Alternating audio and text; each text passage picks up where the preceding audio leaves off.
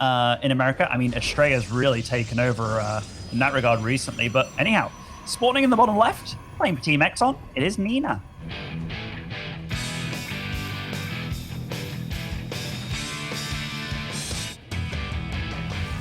Mate, how many players are on Exxon? Jeez Louise. Anyway, up to the top right-hand corner is our blue Terran. It is Masa. Hey, how many players are on Alpha X? Jesus. Both of these teams were just like, you know what? We're going to recruit everyone. Yeah. and you know, the rosters are so big at this point, I actually have no idea who's on it. And James, this game went full NA. It really did, and I'm very happy because we've already had so many varied games, and we're gonna get more. I'm so happy. Yeah, this is... So, Masa's going for the, I hope you scout me and think I'm doing a full-on proxy, but I'm actually doing a fake proxy. And Nina is going for gateway as well as a proxy gateway. So, Yes. I'm very unsure how this is going to go. In my head, I would be sad if I was Masa, if I knew exactly what was going on, just because... But again, if you're a Protoss player, you might be like, well, this gateway build is meant to be a super counter to somebody that's, you know, got the CC on the low ground making, which Masa obviously doesn't. Yeah, cheeky little builds going on, although a Marine has already been spotted coming from that left-hand side direction. So for now, Nina has decent information as to what she's going to be going up against positionally, but of course, the factory is going to be finishing up in the main base as well. Concussive shells for these on the way.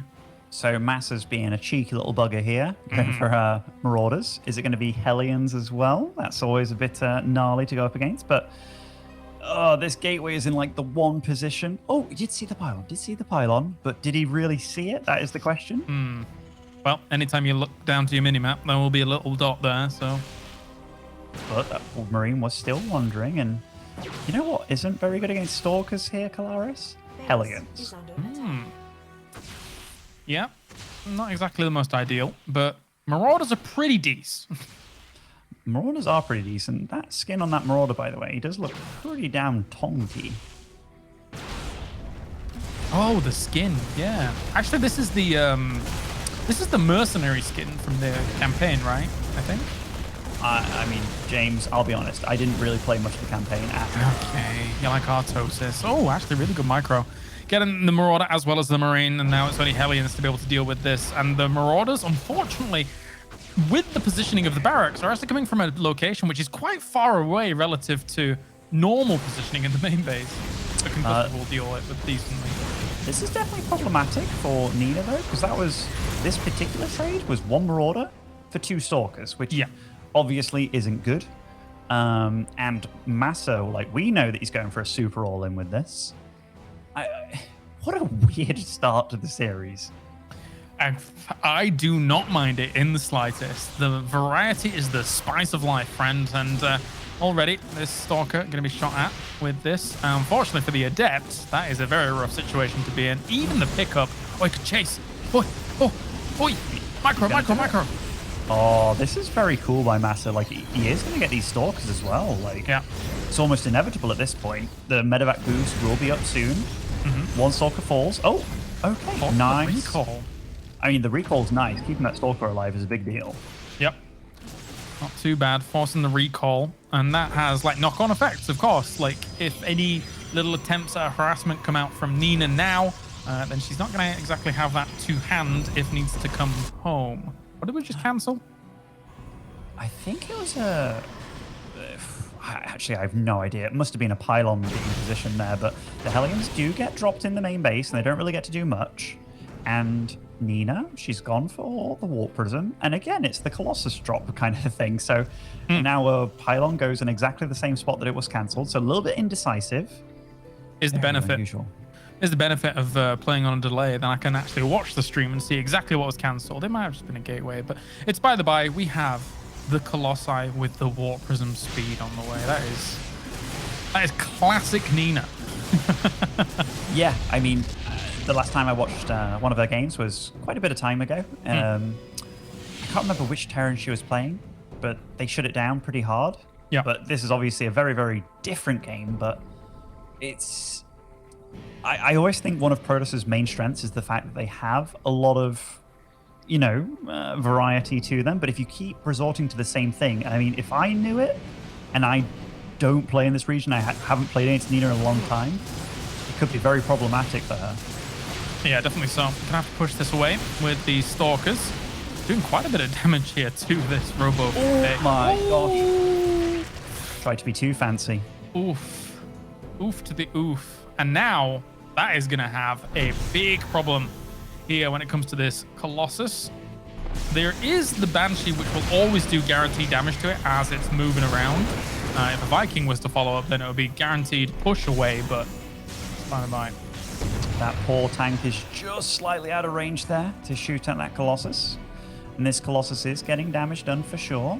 Nina back at home is a little bit supply blocked while this is going on, so this is kind of one of those situations where it's all well and good microing your little heart out. If you're forgetting the macro, this is an edge that isn't really as big for you as it should be. Because, I mean, this was a full supply block here before the pylon even started. All right, a little bit more harassment going down here. That siege tank being sieged up, actually dropping right next to it to get a little bit of damage done. But the Banshee's lurking, ever present, will force that away. Okay. Blink isn't started or done, given that Twilight Council's just finished here. So this is quite a scary push by Nina. The tanks are obviously all positioned around. One siege tank siege, the other one not at the moment here. Is trying to do a bit of damage against this. The Hardened Shield will pop on the Immortal, having to move on back for now. A lot of Stalkers ended up dying for that, but a lot of workers went down in the process. Actually, 8 workers died on the other side of the map as well. That was like 2 Hellions, I think, went to that side of the map and just got quite a bit of damage done. Or was it the Banshee? No, the Banshees weren't there, right? So it was the Hellions. Okay, sorry. By the way, Masa, look at his out of supply. Like, he's 55 out of 110. Oof. He made a ton of depots. Like, yeah. Very, very weird. But now the Banshees are going to get quite a bit of damage done. 2 is the magic number for one-shotting these probes and also kind of negating that shield battery here. Tons of damage at the moment. That is big stuff. 11 workers going down, really evening things up. At the same time, though, this Warp Prism still being a pest. Trying to drop onto these siege tanks. Doesn't get the one that the units were sacrificed for, though. Bit unfortunate. This is definitely the kind of game that I wanted to see. Like, with the openings being the openings that they were, Masa definitely getting so much counter damage done. And, you know, these Banshees here, like, obviously they're made to do this, but you can't be allowing this to happen. No, that was brutal. Very brutal indeed. Though we'll move away. They've run out of energy for their stealthy abilities, as I think the Warp Prism is coming back now. Did it? Wait. Yeah, okay. So it still has the Colossi. The Colossus. I for some reason in my mind I thought it had died, but it's still being a threat. It's just not got much health, so it's waiting for its shields to regen. That feeling when it's like, oh yeah, I've spotted where the Warp Prism is now. And for Nina, like, that Colossus has to deal so much more damage at this point because Nina's behind like a good 10 or so workers at this point. There's no third on the way. I don't know what her next step is in this kind of in this game. She does have charge, which is cool, but the Zealot count's really low. Yeah, I don't even think there's... How many gateways are there to warp off of? Well, look, 7. That's quite a lot, actually, on 2 bases. So a very all-in setup for Nina. But it all feels a bit jambled to me, Kalaris. I need more minerals to get those full big warpins going. Indeed, we are up to the top left-hand side here. Disruptors being added on too. So, as you say, quite the mishmash. To try and get this going. And again, the Banshees are probably going to keep Nina back for a little bit here. There is an observer that is kind of like in the main base, along with a few stalkers, which will help deflect this. But again, this is dealing way too much damage. Like, okay, one Banshee does go down. That actually stops them quite hard because now you can't actually kill units under the shield batteries. But that Banshee that's left alive has got 20 kills alone. Yeah, that's quite big. Quite big indeed. The third on the way. A pressure move out here to try and force a little bit of a response from Masa. Slow him down on that side of the map. But plenty of upgrades on the way as well from Masa. Just really rounding out his composition against Nina, who is going to have a difficult time really doing a whole lot with this other than forcing the defensive position. And you have to remember this Colossus as well, given that with all the upgrades that Nina got on her robotics facility. Ooh. That is nice, though.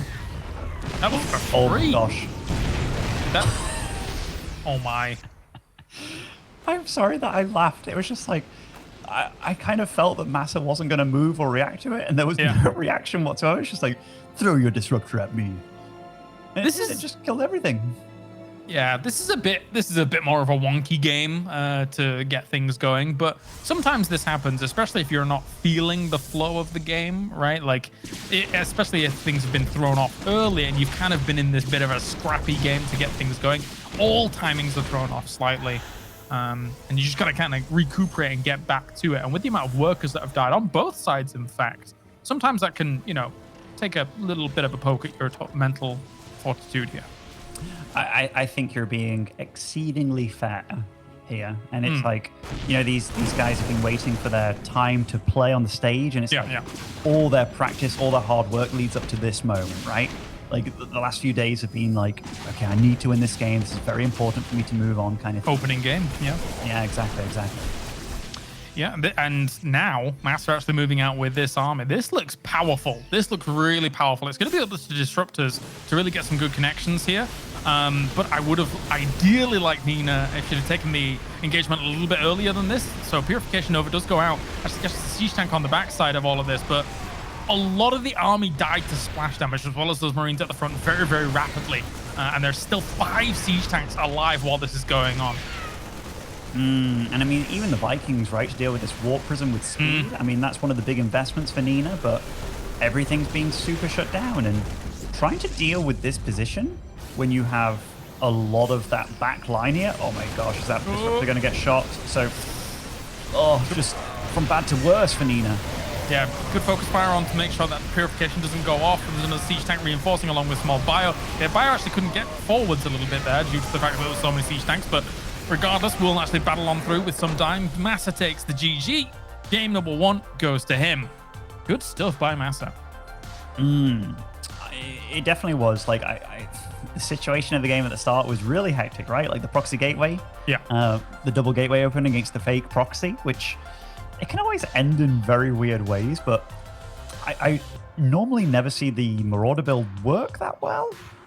Then we had the follow-up of the Colossus drop, which is, a Nina special. But yeah, like Masa with his harass with those 2 Banshees, there was nothing to deal with them. Like going for the Colossus drop is all well and good, but if you don't kind of respect the fact that your opponent can also attack you, it's problematic. And also forgetting the pylon stuff, like microing your Colossus and dealing damage. Yeah. If you're forgetting pylons and getting supply blocks, you're also just damaging yourself. And that's always been one thing that when I've watched Nina has really kind of shone through, that there's a lot of emphasis, a lot of focus on the micro, but StarCraft 2 is very much like a cake.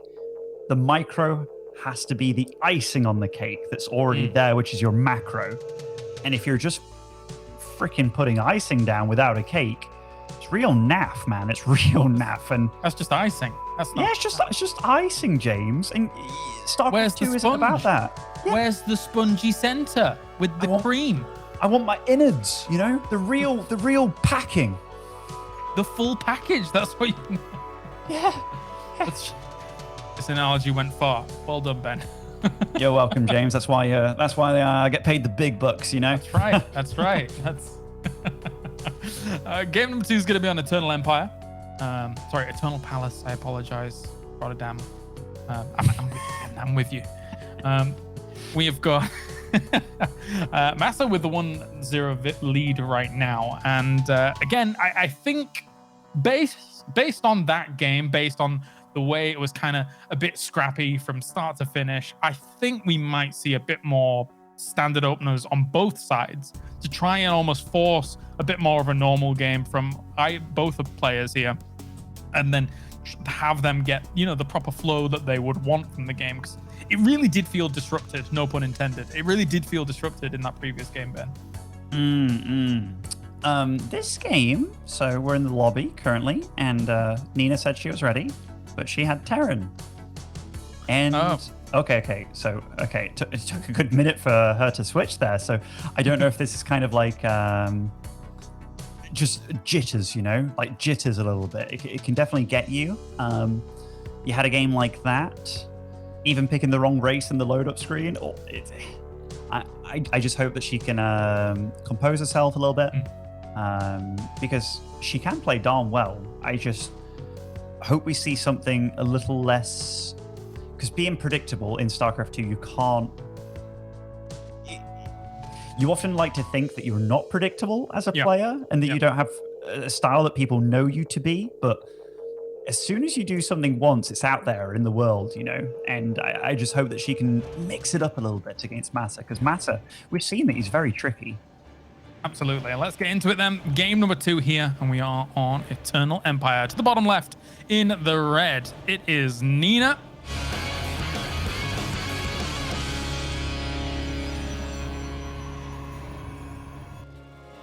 And spawning over in the top right-hand side, it is Masa.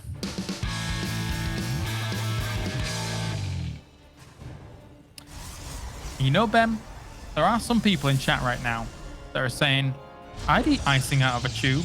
You know what? If you're all micro and no macro, that's okay. I'm just saying you might not become a GSL champion if you've got no spongy cake. Yeah, I mean, if you're sat there eating icing out of a tube, you've got bigger problems than just like no micro, to be fair. No teeth soon by the end of the day. But yeah, so Eternal Empire, or as Rotterdam would say, Eternal Palace. Yeah, that's what it now, says. Definitely one of the bigger maps in the pool. Very nice for a macro game. Very nice to get 3 bases up and going. And both these players opt in for fairly early scouts. A bit unusual for Terran. But I like the fact that he's doing that this game, given how the first game started off. Yeah, definitely so. Here's a little Proby having a look around. And thankfully for Proby, there is a normal opener. So we will, again, to reiterate, I do think we'll maybe see a bit more of a normal start from both of these players. It would make a ton of sense after what we just saw. That's a good prediction, James, given that we don't have a proxy gateway on the map and a fake proxy barracks and stuff. This has been a very nice pro block, by the way. So we talk about normal games, and there, James, we got a good old Victoire going up. I think I'm going to say you're a fan of this, Ben. Correct me if I'm wrong. Well, wait, why do you think I'm a fan of this? I don't know. Something in my mind says you like the idea of, like, if this is, some cheeky Widow Mines into a drop, or cheeky Hellions into a drop, or something like that. I think you'd like it. I don't know why. I think it might be a tank push, actually. Oh, okay. But I do like it, James. I think Masa, for me, is very much the embodiment of a player that's very uncomfortable to go up against. Nina is going for a Stargate here. I like that because I haven't seen her play Stargate against Terran in a little bit of time. As I said, I'm very much used to seeing her with the Colossus drop. But yeah, this from Masa so far. Oh, so it is Hellions. I wonder what he's going to follow it up with exactly. Interesting. All right, let's get into it then. Nina has the base up and running down towards here. Let's see where this Stargate is going to. I was about to say I want Void Ray, but I always want Void Rays. It's going to be Oracle on the way. It's funny how a unit went from, I don't want to see Void Rays, in one fell swoop. It's like, I want to see them all the freaking time now, just see what they're actually capable of, Rotterdam is trying to bait people with a copy paster of me. I see you, Rotterdam. Uh-huh. Did you see that? What? Maybe you just ran out. I don't know. I saw it in chat. Oh, no, it's happening. Oh, God.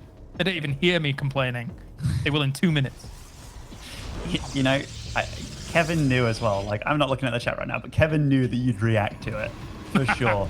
Oh, Hellions are in. They're in the base, but, that's a very well prepared Nina for this drop, so that was nice foresight by her. Not playing too aggressive with the Oracle and just being defensive. There was a weird graphical bug then where the Oracle looked like it shot a flying unit because the Hellion had just gone into the medevac, but that can't happen. So medevac is just going to be followed for now by the Ferrari Oracles. I do like this skin. This one I'm a fan of. I also liked the weird ball-looking space ones that were kind of cool. Oh, yeah. That's some fancy Hellion micro getting one shot off. Gonna have to move on away. Oh, that Widowmine was beautiful. Fate! Oh, I love it. Oh. That was super cool by Masa. Yeah, really cool. Especially even just to kind of place it behind a little bit of terrain as well, making it even harder to spot. Yeah, I like this is what I mean. Masa's cheeky. He feels smart. I don't know if a lot of this build was super thought out because I look at his gas and I'm like, that is a lot of gas. But he's obviously just got a good RTS mind for making things awkward for his opponent.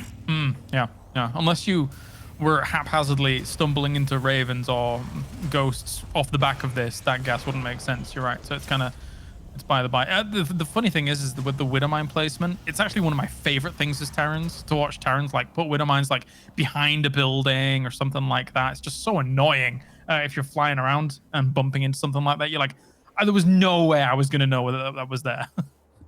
That was one of the big things for Terrans when it was like Terrans realized like if you place it on top of refineries and top of command centers defensively. So yeah, and I remember when I can't remember who first figured it out, given that Widowmines were also like in HOT, so it wasn't during Wings of Liberty or anything, but it was you, Ben. You were the first.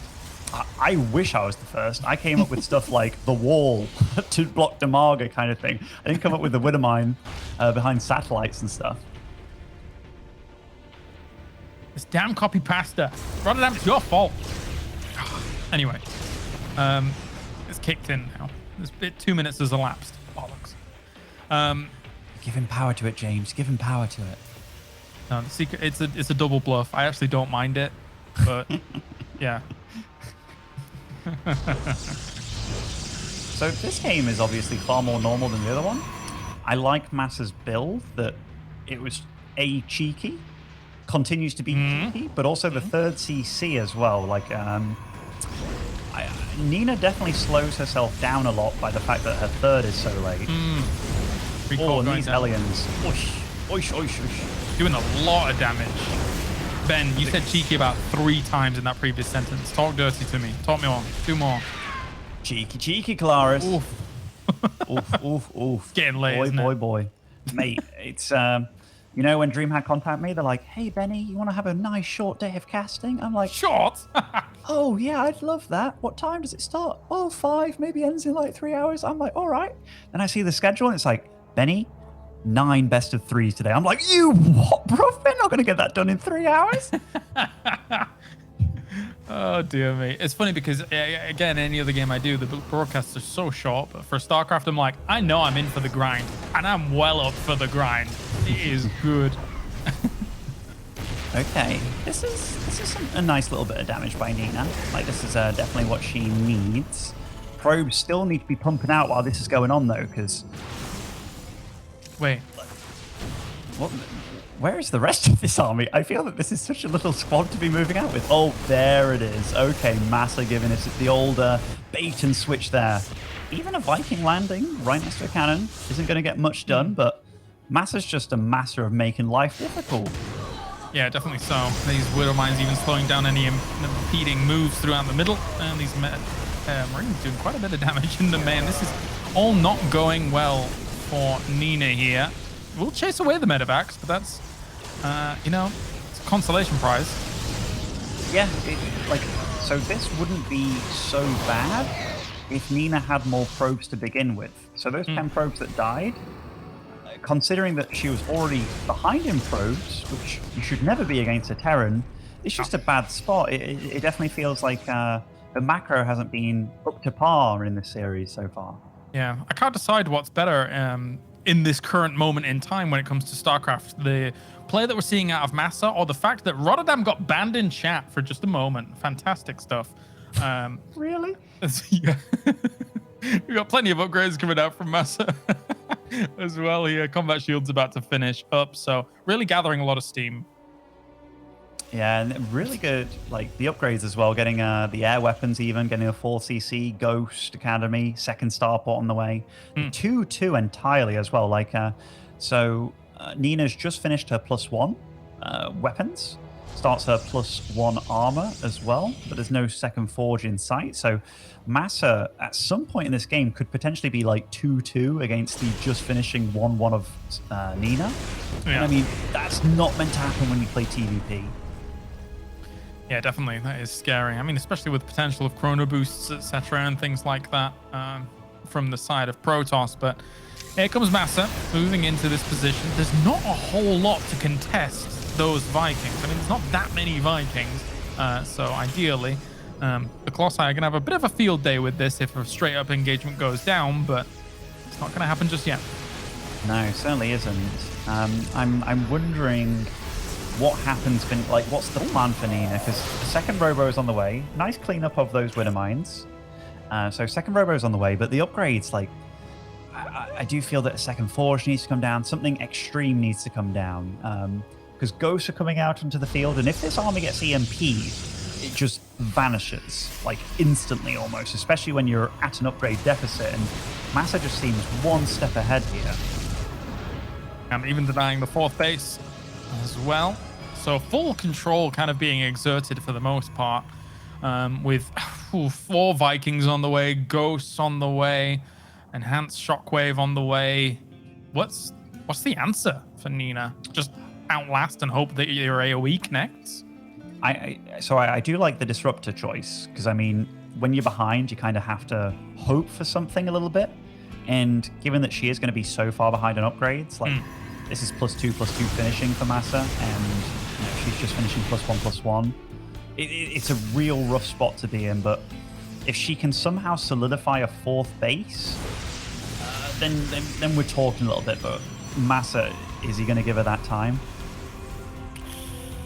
Don't think so. I mean, one SCV. Okay, EMP actually lands on a lot of that army. A 4th base was denied once again. Purification Nova catches a little bit of that bio. But the thing is that Nina tried to go for the base down on the low ground. Wasn't to be. Wasn't successful. Was not given. So the consolation prize once again was that base on the high ground, but not even given, as Masa once again will push in against this. Purification Nova goes down, but didn't really get too much. This is a big arc here from the Terran to have up against this army, and eventually the Vikings would kill off all of these if it was to go down, but the overcharge on that shield battery was clutch to be able to keep those Colossi alive and push Masa away. That was way too reckless of Masa. He ran in there, the battery overcharge kept everything alive. Landing here against this, what? Okay, yeah, that was... I don't know what Masa was doing there, but he's going to lose quite a few of these units. He's now going back into Liberators. He's making more SCVs. He did solidify a 4th base behind all this, but he's making this very difficult, honestly. No, definitely so. Blink on the way.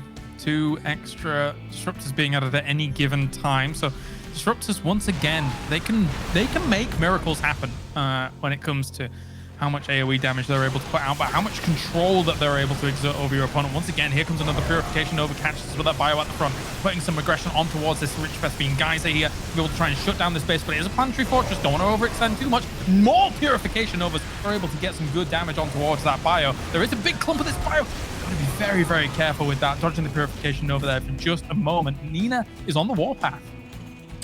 Yes, definitely. Still just at the 1-1 upgrades, like +2 hasn't started at all for Nina, and that's okay. Okay, now +2 starts. I was going to say it's okay if you're trying to just kind of kill your opponent right here, right now, but again, just things are lining up. That Liberator is facing the entirely wrong way, by the way. Like, there's one just kind of almost attacking Masa, but Nina, I think when you're running into this PF continuously, it's very problematic. Yup. And wait, did all the Colossi die? I looked away for a brief second. Yup. Oh, okay. All right. Well, that does take the wind out of the sails a little bit, but still, you know, disruptors have got their place. Extra colossi are going to be able to join ahead, but I guess the problem with losing your colossi and having to replenish them is then you're not making disruptors. I mean, there is sometimes you could have too many disruptors, but when is too many disruptors? Because actually, if you can constantly keep throwing out purification novas, you can eventually hold your opponent at arm's length for a very, very long period of time. Certainly can, certainly can. +2 air weapons on the way for Masa, and he is getting a fusion core, meaning that he will be able to get Liberator range, which is a big deal when going up against this kind of army. Only having one Liberator to really buy time is so bad for Masa, and does cost Nina a few Stalkers. The drop on the right-hand side is what I'm hoping to see Masa utilize eventually. So it is now moving in. I think Masa thought that this was going to be the 4th base location, but actually I think it was very smart of Nina to take the other 4th base location and then be able to pressure as well as defend down that same angle. But this actually gets into the 3rd and picks up a ton of probe kills. Nice. Yeah, 8 probes. That knocks Nina back down to 65 against the 75 of Masa. And Masa, he's finally caught up in supply. And oh, this is a big concave that he's got rolling. And oh, he actually target fires all the disruptors there with his bio. Very nice micro. Yeah, the other 2 disruptors coming out there with the shots, they were too hard and too deep into the army to actually get on top of. But that was the perfect time to move in from Masa. Nina had to recall a portion of her army back towards that 3rd base to try and defend it. So Masa knew at the front there was a slightly weakened army because of the lack of army at the front. What was that depot being made there, by the way? He was capped out on supply, and it's like, you know what? Depot going down right here. It's depot time. Yeah. Uh-oh. Those Liberators all caught and sieged there, and that is 3 Liberators, maybe 4. 4 going down. Definitely he impeded himself. Oh no, and that's purification novas are getting quite a bit of a chunk of this bio as well. There's not that many charge slots in the mix of things here, but actually another purification nova, huge on that right-hand side. Oh, Masa, you gotta be splitting like Van Damme at this point. Okay, runs in, takes out the shield battery immediately. Takes out quite a few of the pylons here. Oh no. Oh my. You know, can we just take a minute to appreciate that beautiful purification nova? That was all the Terrans out there were, you know, just I feel your pain, Master. I feel your pain. Having to micro in 10 places at once. True Terran. Okay, blinks in to range of the PF again. Problematic. Good disruptor shots going off, but very, very ambitious. Constant, like, Thuric damage being taken on either side for causing damage. It is very, very brutal in these fights and these engagements. And we're seeing another Liberator try and find a spot. Stalkers will react. Actually, one of the Stalkers is in range of the Liberator. I want to move that out so it doesn't get shot as well. But +3 weapons going down, trying to find the high ground position against this. Not a bad spot to actually take, especially since the top one isn't a planetary fortress. That was, again, very ambitious, making that an orbital of all things. So Masa's doing a good job of trying to harass with these Liberators, and this Liberator count is getting scary. Doing a drop as well on the south, or on the westernly base. Definitely decent damage by Masa. Actually, he's going to take it out as well. Wow. Focus it down, try and get out there. The medevacs will end up falling though. Ooh, just barely getting out with that one. Maybe trying to head into the natural and try and find something there as well. And I think Nino is kind of anticipating that, so was moving the army maybe down towards that location. No, just going to be moving down towards the 3rd for now. Even though they've both been kind of like, you know, absolutely taking chunks out of one another, Masa's had such a much better economy behind all this. Yeah. Like, Nina just hasn't been able to really establish a super economy, and Masa has. And that Liberator is annoying. It's not exactly in a safe spot either. Not really. Marines doing pretty well for themselves as well. And here we go, big engagement. Purification Novas once again cramming into that bio at the back there. Nina trying to hold out wherever she can against this, pushing the bio back and forcing the... Was there a base there? There was a base there. There was a base there, and Masa lost it along with 26 SCVs. So that was a criminally bad trade for Masa.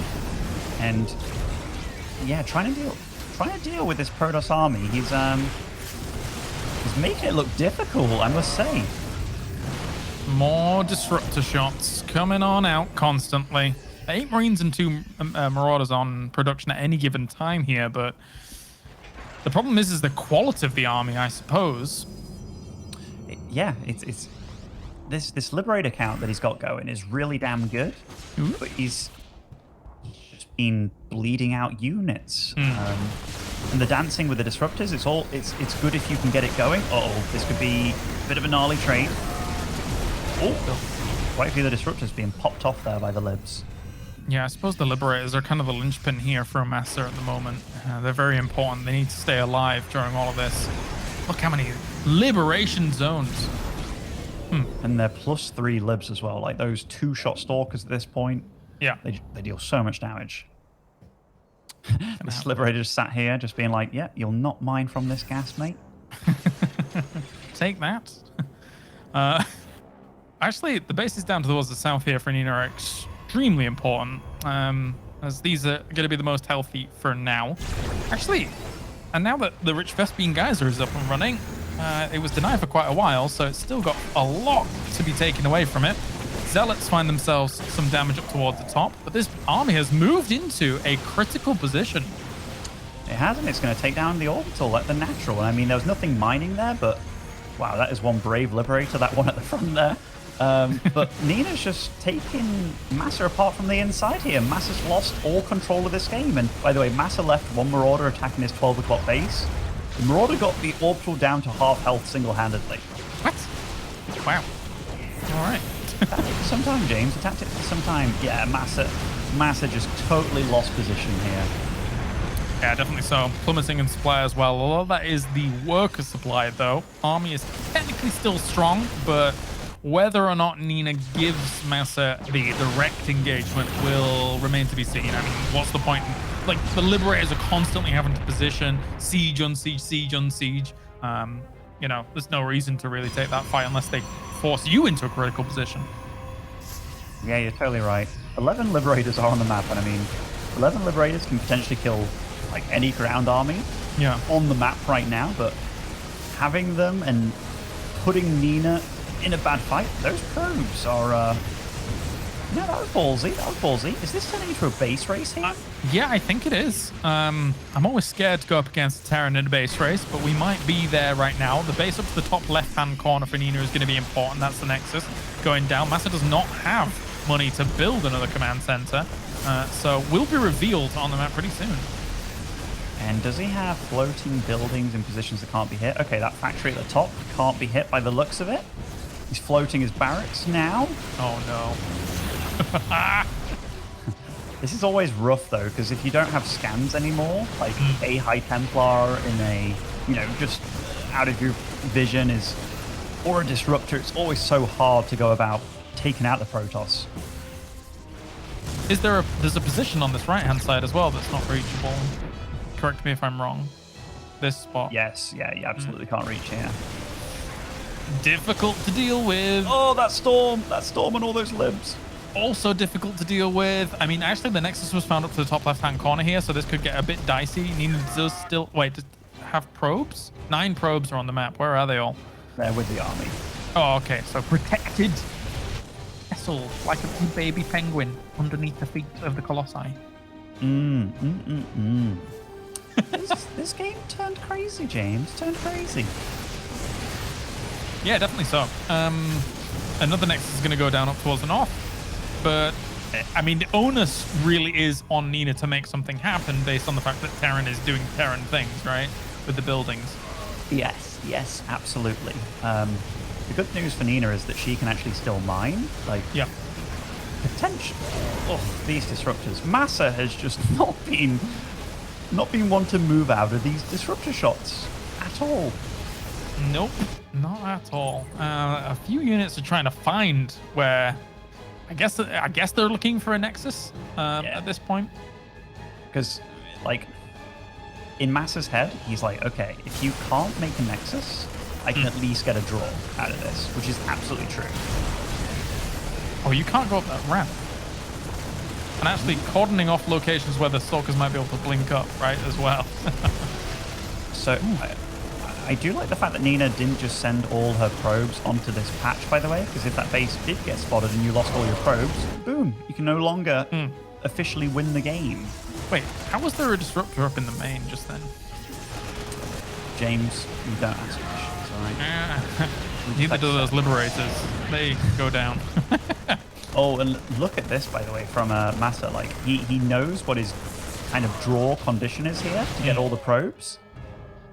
At this point, if I'm Dina, I'm almost like, I've got probes mining here, buddy. Like, it's over. It's over. Exactly. There's not enough on. Yeah, exactly. So this will end up going, Nina's way. GG, that's 1-1. Woof. Bit of a scary situation in those moments. There's definitely a bit of a fiesta, James. And guys and girls, we'll get back to see how this series ends right after this short break.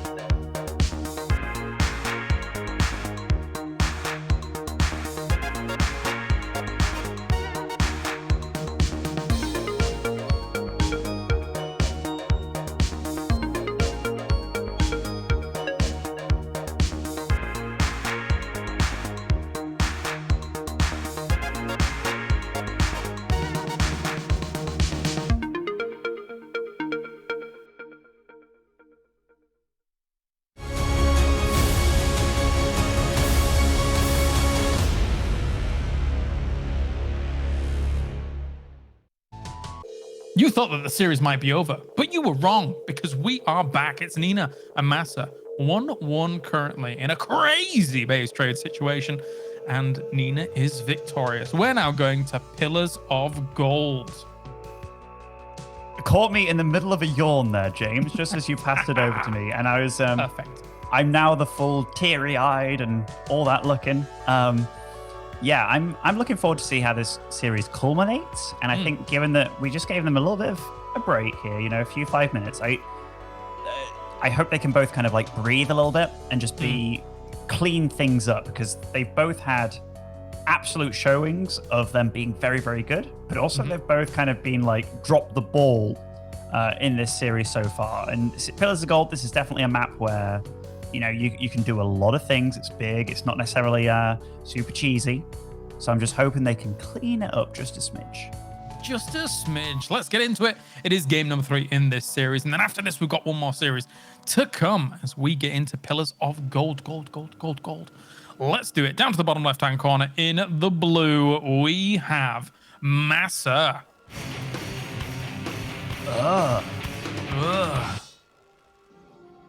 And spawning over in the northeast side, playing for Team Exxon, it is Nina. How do you say Nina? Nina. Because somebody brought up in the chat that I said it weird, and I'm like, how do you say it? Nina. I don't think you can say it any different way, right? No, they're literally ridiculous. Like, I could have said a worse word, but... Yeah. When I think of the name Nina, I think of Tekken. Yeah, that's a good... Yeah, I would also think that, actually, now that I think about it. Like, in fact, James, what are games of your youth? Because Tekken 2 is definitely one of mine. Yeah, Tekken 2 is up there. Mate, you shouldn't ask me this question because I have played a billion games in my lifetime. give me some James-defining games here. Early? Like, yeah.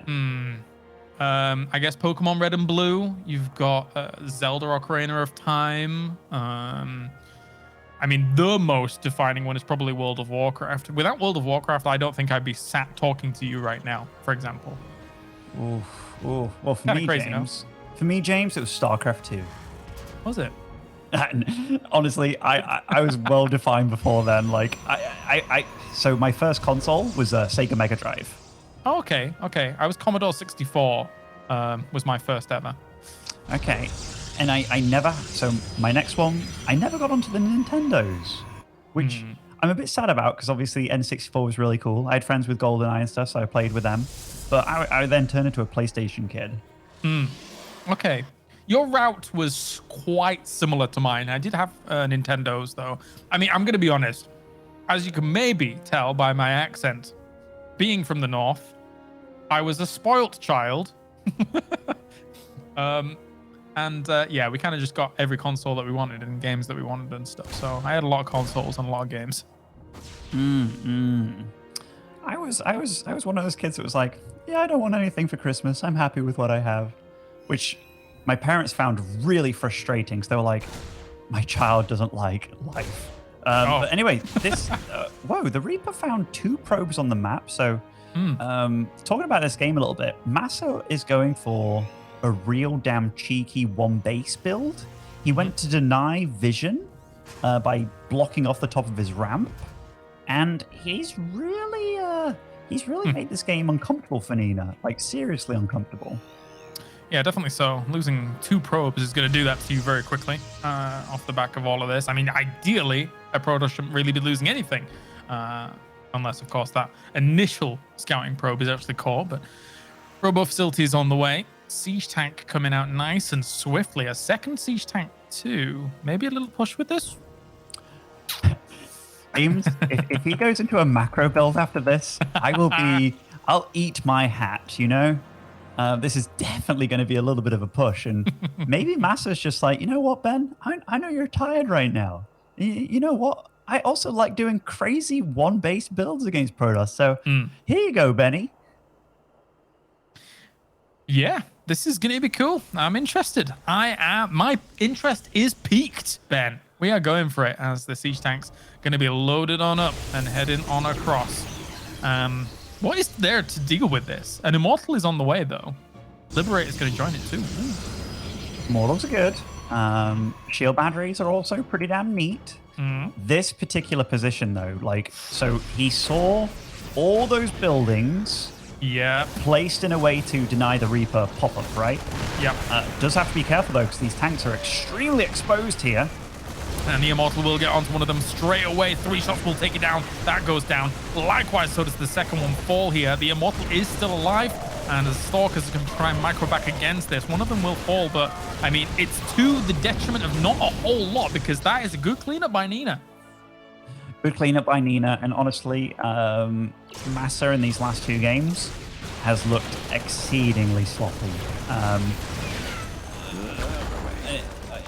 Even this grenade pops the Stalker out of the Liberation Zone, which is super unfortunate. But yeah, I think Masa just... It felt like that second game broke him, man. These SVs sticking back as well, dying over here. I mean, things aren't lining up. You just go for another all-in off the back of this, surely, unless you actually die here. Yeah, like... You know, I'd love to paint this as super-duper close. Nina has to mess up hard from this point to make this close. Yeah. But very, very good shutdown by Nina. Like, she split up her units. The Immortal took the initial tank shots. She did everything right this game, and Masa's just... He's been trying to be super cheeky, but I feel like he out-cheeked himself. I mean, this is at this point, this is a pull the boys moment if I've ever seen one. You got to try something ridiculous here to come back in this. As this army is just going to keep you running around in circles. Going up this ramp is a bit, you know, interesting, but... This is one of those, what is the best defense? The good offense, James. Yep. And that siege tank's going to go. Yeah, you're getting one base all in, and it's like, you know what? You one base all in me, I'm going to attack you, regardless. And even though Nina's losing quite a bit, she's not dying, and she's mining literally like 4 times more than Masa right now, so it's all well and good. Yep. Slow and steady will win out this race for Nina. Siege tanks get dropped on top of this, and then actually the medevac goes down as well. Microing as much as possible. Ooh. That Immortal, not quite Immortal, did die to the tank there, but Nina soon has charge finished up. She's getting upgrades. She's even getting cannons in bases, because it's like, there must be something else to this, right? There must be like Cloak Banshees turning up, and no, unfortunately, or fortunately for her, it's just this. It's just this. And the double Immortal push past the Liberation Zone onto all of the rest of this bio. There is a siege tank there, but this can't even really do anything at this point. This is difficult, very difficult. There you go, GG. Nina